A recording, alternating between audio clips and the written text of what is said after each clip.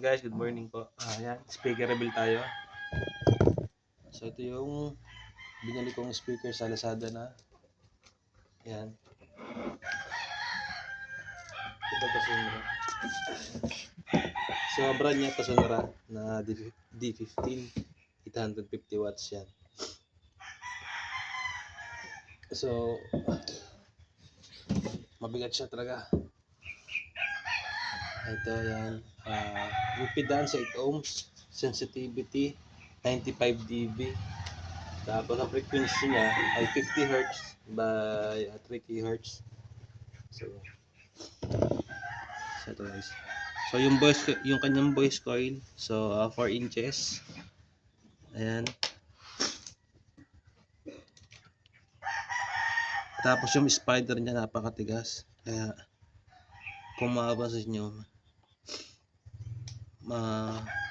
hindi mo siya basta-basta ayan, napakatigas. So may bagay ang bayo nito. Ayan, no? Sobrang tigas, no? Ayan.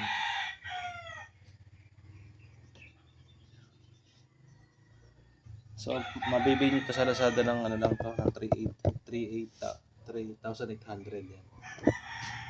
So sa presyo yun, napakasulit na kasi maganda yung speaker niya. So nasabay na siya sa mga live. Yan, live, Broadway. So,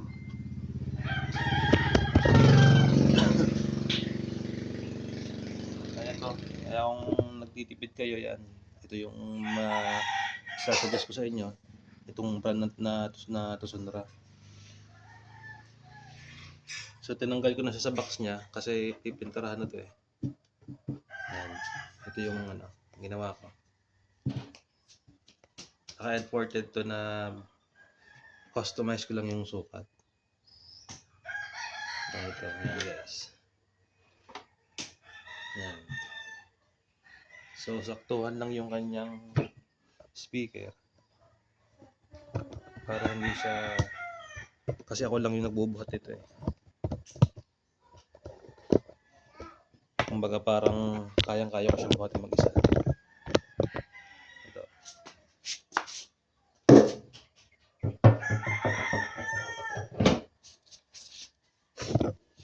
So yan. Saktuhan lang yan.